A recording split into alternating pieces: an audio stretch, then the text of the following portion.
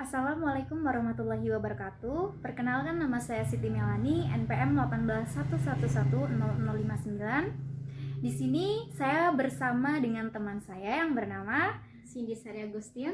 Nah, di sini kita akan membicarakan tentang social distancing yang sedang marak karena adanya wabah COVID-19 ini. Dan kebetulan teman saya ini adalah seorang orang kesehatan. Pas banget dengan topik yang akan kita bahas. Oke. Menurut kamu nih, social distancing itu apa sih?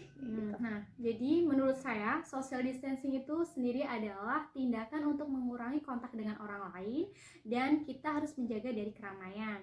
Bentuk-bentuknya itu sendiri adalah yang pertama, kita harus menjaga diri dari keramaian, menjaga kontak dengan orang lain atau di sekitar kita minimal dengan jarak 1 meter.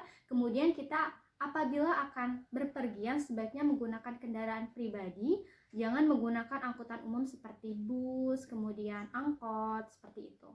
Tapi sekarang walaupun alat transportasi seperti bus, angkot itu masih beroperasi, tapi dengan adanya COVID ini mereka menjaga jarak ya. Ada bangku yang di sela-selanya itu tidak boleh diduduki karena tidak boleh berdekatan kayak gitu ya. Iya. Nah, kan kita harus menjaga jarak, harus stay at home, tapi kan banyak nih warga masyarakat yang lainnya yang masih beraktivitas di luar rumah seperti ojol dan pedagang. Bagaimana cara kita tetap social distancing walaupun kita tuh tetap di luar rumah beraktivitas gitu? Caranya itu salah satunya yang pertama, apabila ada seseorang yang pulang dari luar negeri yang sedangkan negara tersebut sudah terkena COVID-19, sebaiknya orang tersebut melakukan karantina diri sendiri di dalam rumahnya selama 14 hari. Kemudian yang kedua, apabila kita memiliki gejala seperti akan sakit, sebaiknya kita segera melaporkan ke petugas kesehatan, mengurangi kegiatan di luar rumah seperti dengan cara kuliah secara online, bekerja secara online, rapat secara online, dan kita juga harus menghindari dari benda-benda agar tidak kita sentuh. Tetapi apabila itu tidak memungkinkan, sebaiknya kita setelah itu mencuci tangan dengan baik dan benar. Cuci tangan dengan baik dan benar itu seperti apa sih? Nah, kan banyak yang belum tahu nih padaan. Jadi cuci tangan yang baik dan benar itu ada 6 langkah. Yang pertama itu kita harus cuci tangan di bawah air mengalir. Yang pertama kita mencuci tangan terlebih dahulu hingga ke siku. Tetapi apabila orang yang menggunakan lengan panjang, kita harus melipatnya terlebih dahulu. Setelah itu kita memberikan sabun cair. Lalu kita menggosok-gosok telapak tangan kita. Lalu kita sela-sela jari yang harus kita gosok. Sela-sela jari. Lalu punggung tangan. Punggung keduanya. Kanan kiri dan keduanya. Lalu buku-buku jari.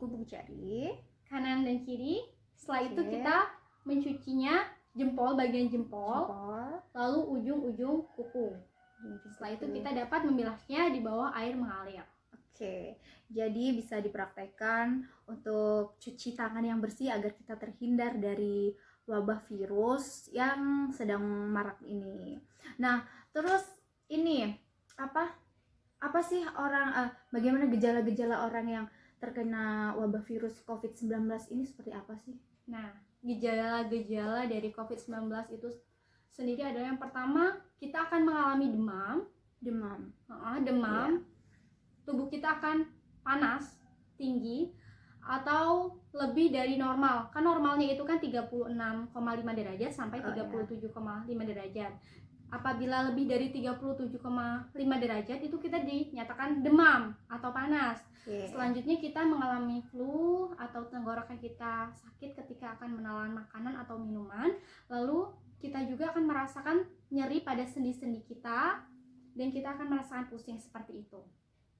Jadi kita kalau misalnya ada salah satu faktor, ada salah satu yang kita rasakan seperti demam, kita harus langsung periksa ke klinik ataupun ke mana yang tempat terdekat kesehatan seperti klinik atau rumah sakit atau bidan yang bisa ngecek suhu ataupun mengasih saran kayak gitu.